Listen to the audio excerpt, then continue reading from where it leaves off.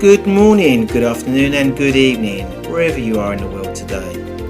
My name is Paul Webb, I'm the founder of B2B Energy, and you are listening to Energy Speaks Back. Energy Speaks Back interviews energy experts from around the world. Good morning, good afternoon and good evening, and welcome to episode 30 of Energy Speaks Back. Weekly, I present to you experts from around the world, and today I'm back in my favourite country, Kenya, and I'm interviewing a close associate who I've met on my social media journey. Our purpose, as always, is to provide a good understanding of energy management knowledge from around the world, which is available today for us to deliver savings that impact on our planet. My guest today is an expert in his field of energy, and he has become a green energy pace setter. He inspires to serve the world as a global energy leader. So, without any further ado, I give you Jesse Nyokabi. Good afternoon, Jesse, and how are you today? I'm very fine, thank you. Good. And I'm in the UK, obviously, and I'm suffering with the very cold temperature. So tell us, where are you and what's your temperature today? Currently, I'm within Nairobi, Kenya. And today it was a little bit sunny. Our temperatures are about 18 degrees where I am currently. And when I've been speaking to some of your fellow colleagues in Kenya, normally 18 degrees is quite cool for you, isn't it? It's quite a cool day. Yes, for us now, we feel like it's too cold. You know, we are used to high temperatures during the day, especially during the day. So we are used to sunny almost daily. Now the temperatures are kind of dropping. Now when you hear us talking about it's cold, it's not as cold as your place, but at least now we feel it's cold for us. Yes. I'd love 18 degrees on my back at the moment. That would be beautiful. We had a glimpse of good weather the weekend, but we've gone back to winter again. It's crazy times we're in regarding climate change. So Jesse, you and I have become very close friends through LinkedIn and through our networking through the clean energy revolution. We talked and had meetings on a regular basis. But can you give us some background to yourself for our audience today? Thank you. Yes, I can introduce myself. My name is Jesse Nyokabi. I'm currently within Nairobi, Kenya. Yes, and I'm a green energy pace setter. What I mean by that is I believe in green energy and I believe in demonstrating leadership in green energy. That's why I always call myself a pace setter, because I believe in demonstrating leadership. And by that I mean I might do things that other people would expect to do them in case they are called and they are paid to do them. But personally, I do them out of my own heart. Most of my work that I do in green energy is not paid. I'm not sponsored by anyone. It's purely out of my heart that I believe in green energy and I want to make my impact in the climate change revolution by contributing through the green energy. So currently, I work in a power plant. I'm a dispatch control engineer. That is my day job, whereby I dispatch power to the grid, and I currently dispatch to Nairobi Metropolitan subgrid. So most of my work and the reason why I in fact joined the LinkedIn and Clean Energy Revolution is my interest in leadership. And in leadership, I mean, through green energy, I demonstrate, especially to the young people, that indeed this leadership is required. And it's not until when you are paid or when you are requested to come in to demonstrate the leadership. Sometimes you have to go out and demonstrate that leadership. And along the way, I've seen many people following. I've seen many people reaching out to me. And I've seen a lot of companies coming back to me. And I think that has been one of my greatest moments, because to me, it is a validation that indeed I've been able to demonstrate leadership. Outside Kenya, I have a lot of companies. I have a lot of organizations. Currently, last month, I was able to join 2 organizations, but I'm still waiting for the approval. from the governing council in those two international organizations.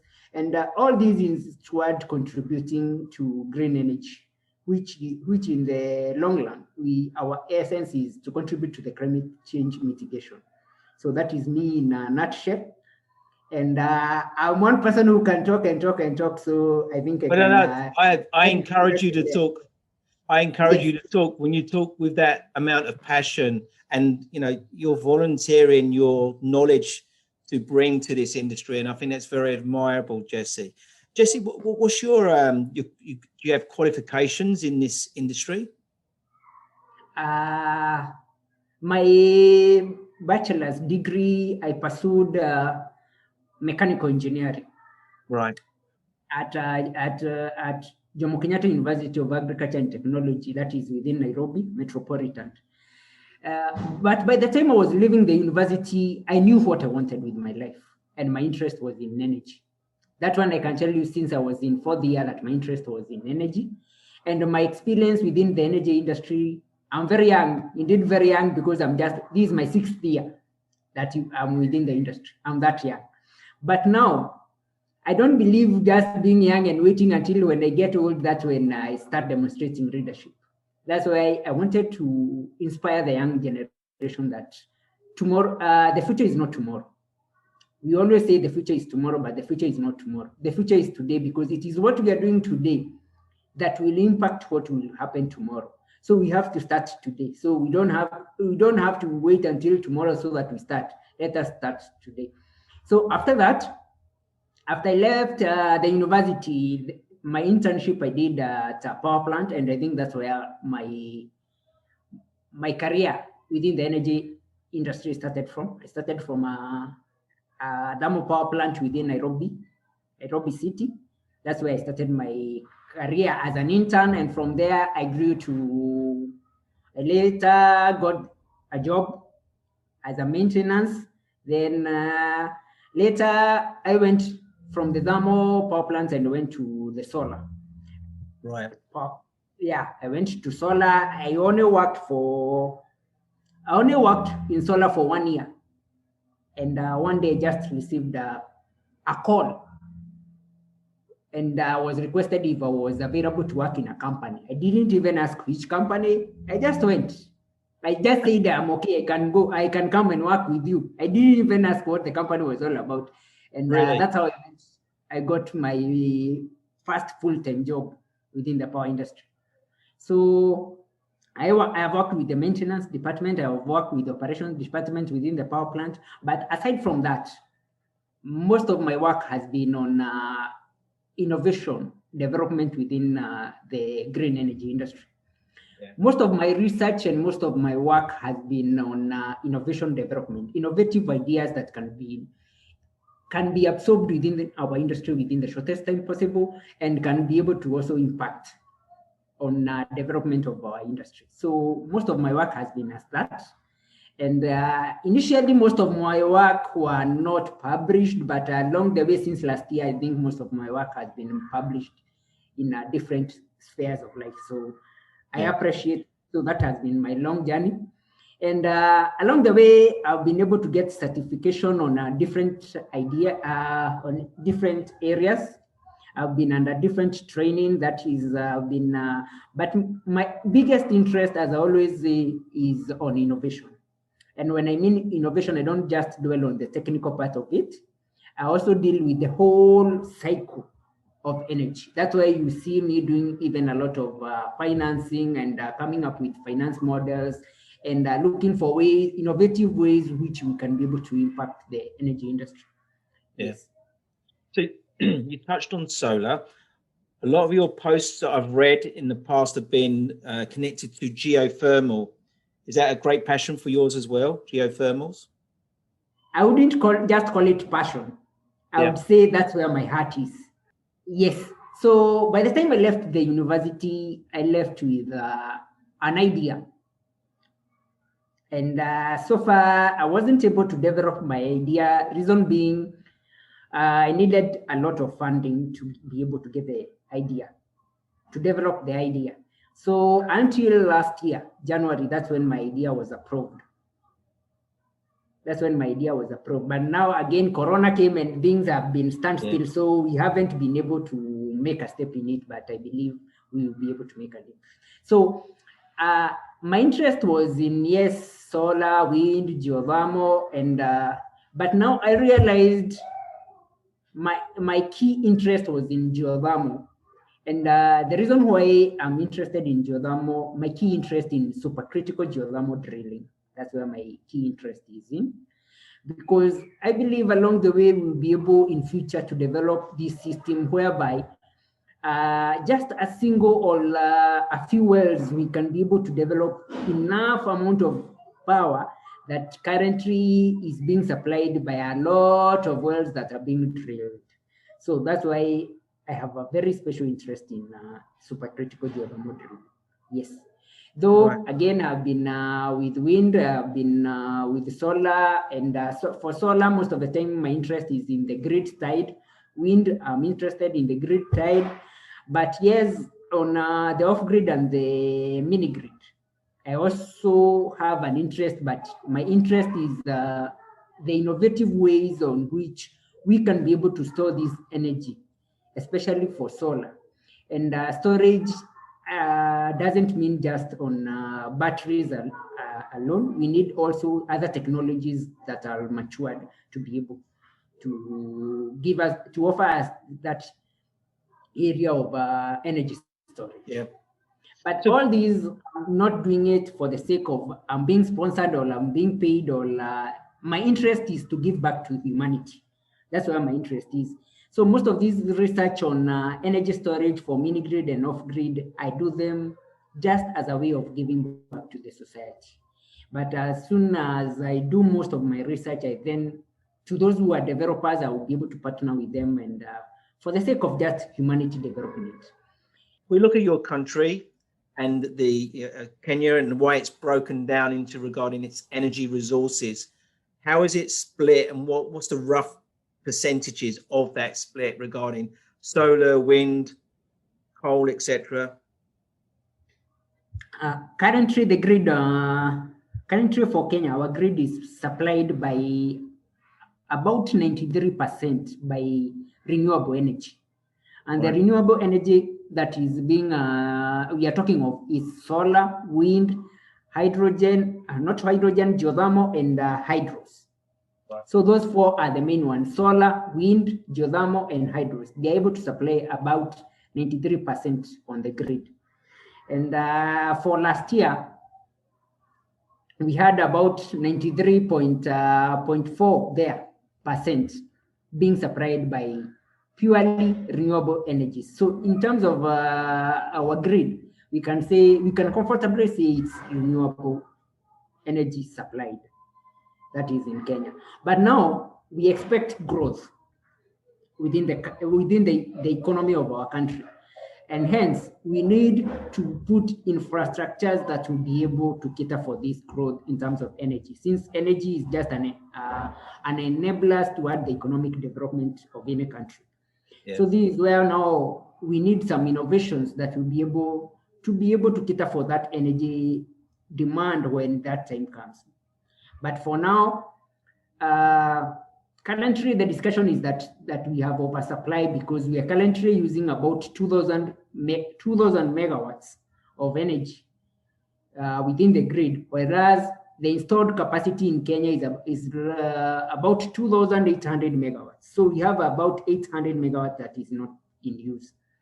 But again, as I'm saying, with the development that is expected within the country, maybe for the next 10 years, we can't just say we have enough, so we need to stop at that moment.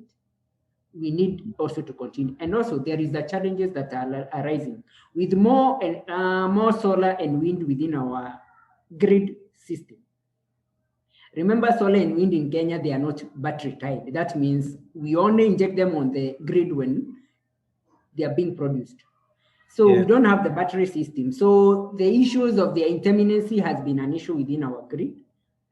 And it's something that we know through innovation we need to check on, because we have more solar and wind that are coming on the grid, especially within the next 4 to 5 years. Yes. And are you reliant on any of the other countries surrounding you? Is there interconnections, or do you send energy to the other countries? Is there a link between? Currently, we import from Uganda. Right. Uganda, we have an import, though it's a small percentage, less than 1%. Then there is expected importation from Ethiopia. Right. But from Ethiopia and Uganda we import from their hydros. Right. We are to import from Ethiopia we are currently to import about 200 megawatts from Ethiopia, which is from their hydros. So currently the infrastructure is the one that is being developed, that is the transmission line, which is almost complete.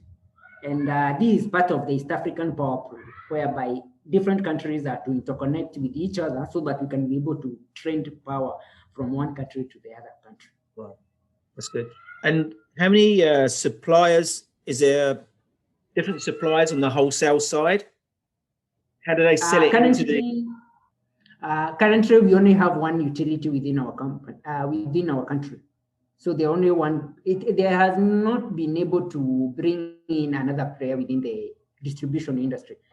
Right. So we only have the single one. So most companies or most people, what they prefer nowadays is the off-grid and the mini-grid. That's why you see, like in Kenya, when we talk of off-grid and mini-grid, it's becoming an exciting topic to most people, because now we only have one utility. And so if they let you down, there's nothing much you can do about it.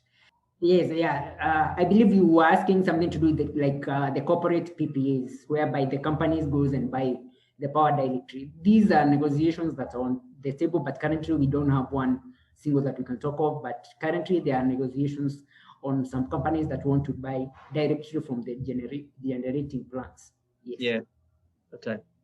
And that's something you're working towards, having all these suppliers to take the generated energy and then sell that into the market. So me as a consumer, I can go to the supplier to say, I need this amount of energy. And then I can go to another supplier and get a competitive price from them. Is there like a competitive wholesale price at the moment?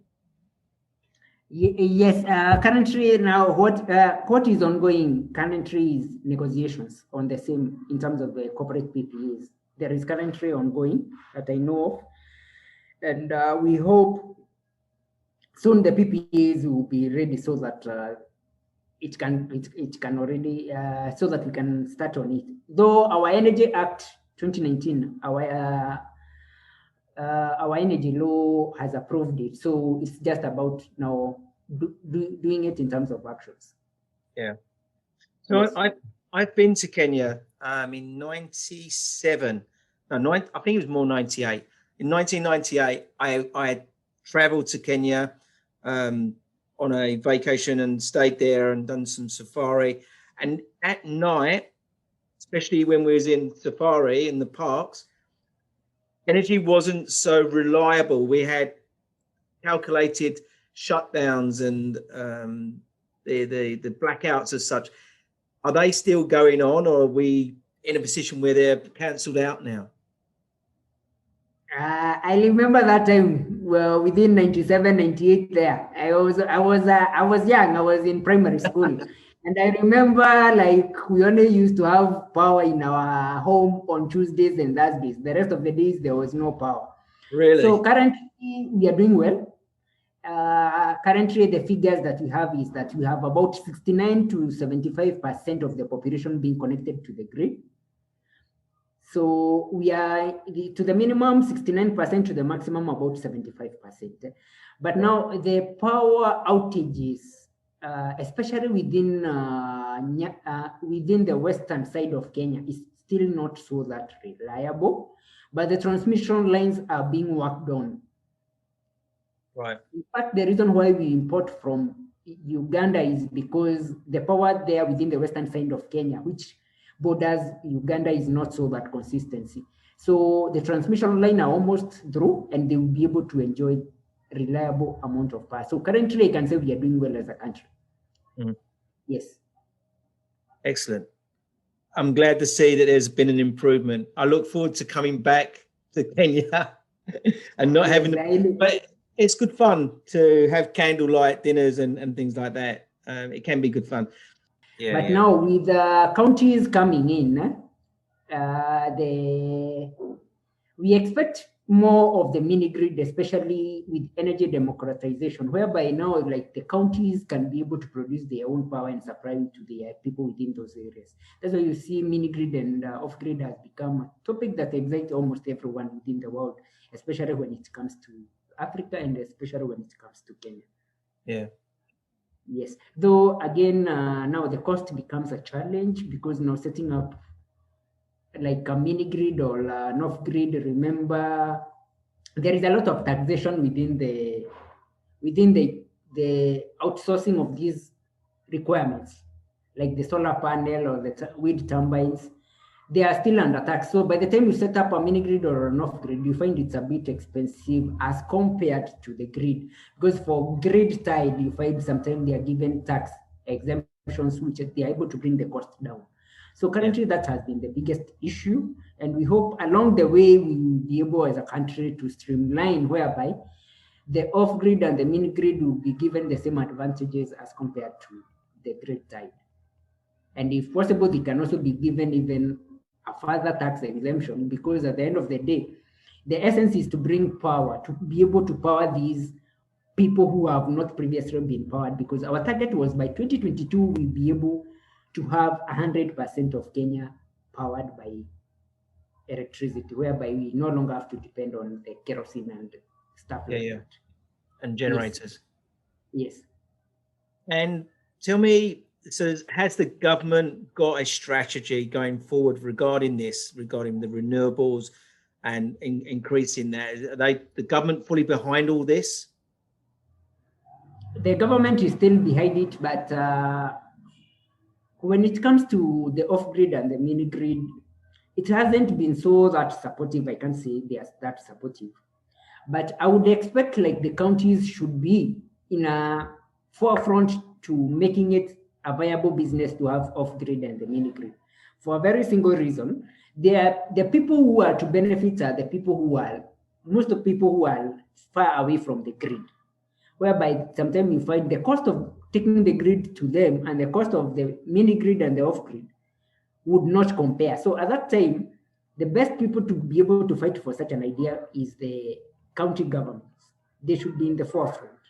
Because now again, the government has also to focus on the grid itself, because most of the industries and the big companies within Kenya are grid tied. So these are people who need this power most of the time 24/7.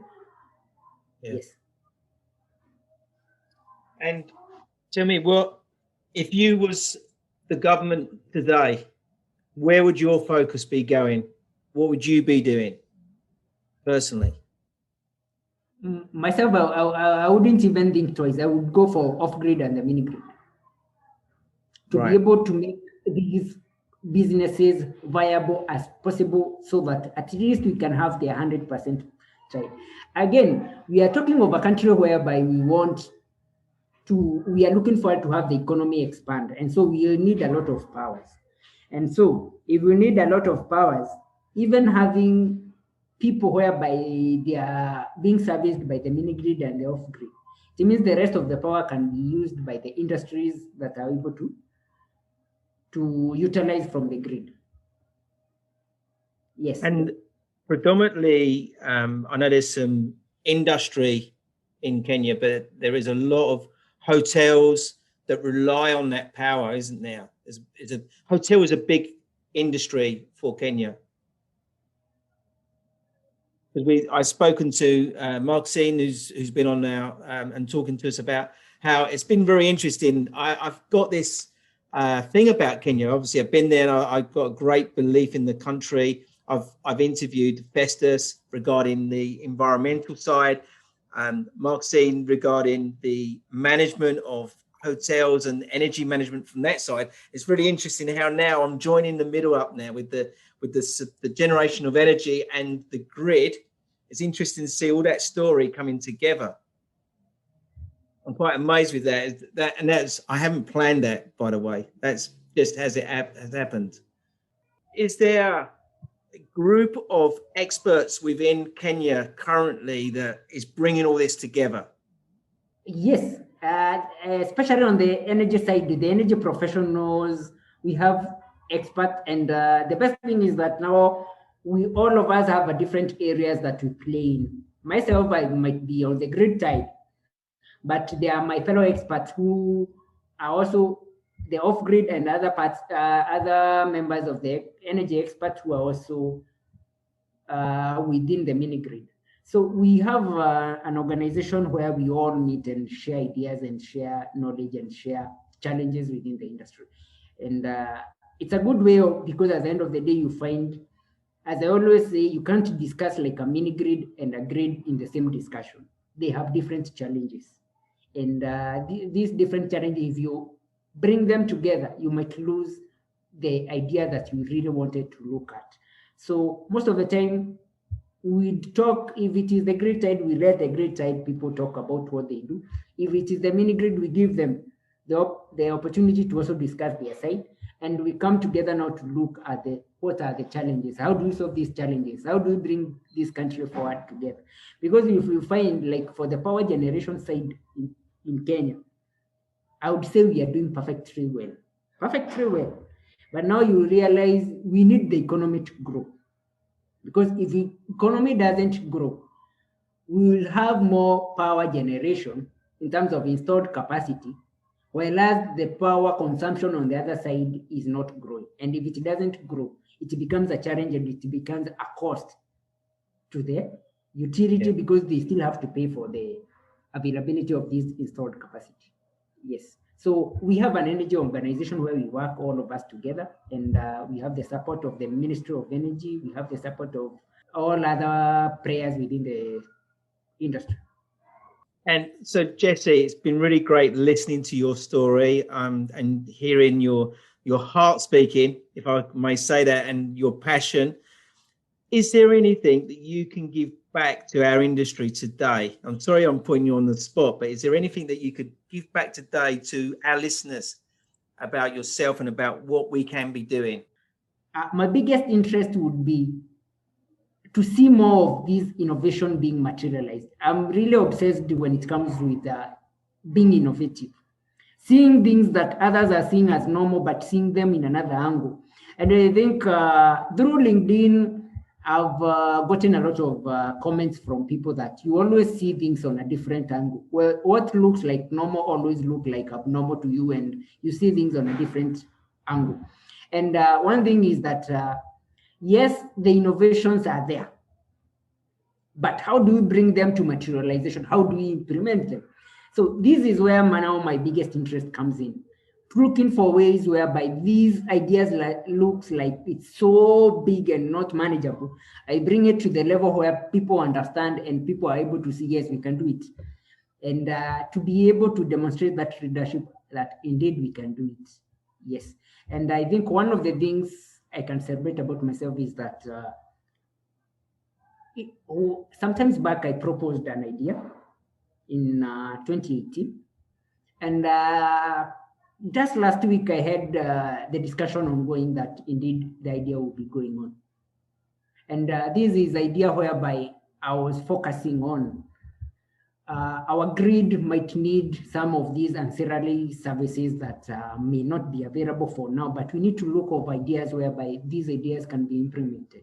So some of my proposals within 2018, at least now I can see the government is working on them and they will be developed. I can't say sorry is my responsibility, but at least at that moment I used to talk about them and people used to think like this is not impossible. This is not possible for Kenya. Now it's being implemented. And to me, this is what I mean by leadership, whereby you stand, you say something, people think like it's not possible, but within a very short period they realize, yeah, so this one can be done. So to me, this is exactly what I would give as for myself. Yeah, I like that because you're thinking about something that's in your mind is easy to do, but everyone around you thinks it's not possible. But with motivation and heart and believing and passion, you can make that happen. Yes. Yeah, I understand that. I like that, Jesse. So, Jesse, look, it's really great catching up with you. It's quite sad because all the meetings we've had, we've been in a group. It's the first time we've had a chance to have a one-to-one and really get to understand your passion and your where your heart is regarding this industry. So it's been a real honor to catch up with you, and it's been lovely to speak with you in person. So, Jesse, thank you very much for coming today. I would like to wish you and your family. I think I heard your family in the background calling out, playing, which sounded really great. All that happiness going on in your family. So please, you be safe in these times. Thank you very much. And I need to appreciate that you have been my energy icon. I really celebrate. I think I always talk about you a lot in Kenya into a way people think like we have ever met. But it's because not many people, by the way, you always say you have over 40 years experience. Myself, I'm not even that years. So I'm that young. But look, sitting down with you and seeing you kind of showing me the way has been very encouraging. I feel honored to have met you. And I think that's why I always talk about you, because you have been very inspirational to me. And the inspiration is you can meet someone and that someone just hold your hand and show you this is the way, this is the way, this is the way. You might be young, but this is the way. And by that, I have been also reciprocating to the young people. And I always do it. And when I do it by reciprocating to the young people, I always tell them I do them not because I want God to bless me, but because I want God to bless Paul, because he has been one of my greatest inspiration within the energy industry. Thank you. I'm honored. And do you know what? I see you as you and many people around us, the young people coming through. You're not my, well, yes, you're my future. You know, if I can help you guys show you the light, because I've had to learn all the hard way, all the way through, you know, from nuclear power to energy management, to building management controls. It's been a tough journey for me. And if I can make your journey easier, then I think we're all going to achieve what we need to achieve going forward. And that is reducing. Sure. You know, yes. I always say this, we all speak different languages. You know, today we can hear the barriers between our conversation. But at the end of the day, we all believe in that reducing kilowatt hours, reducing the emissions, and saving our planet. And that is key. We're all on the same page regarding that. And that's what I'm really enjoying this journey regarding that. So it's, Jesse, we can go on all day sort of patting each other on the back. Let's go and make it happen, yeah? So thank you. Yeah, sure. Oh, sure. Thank you for listening today, and thank you to my special guest. And if you want to know more about managing your third largest expense, please go to our website on b2benergy.co.uk. That leaves me with one more thing to say. Be safe.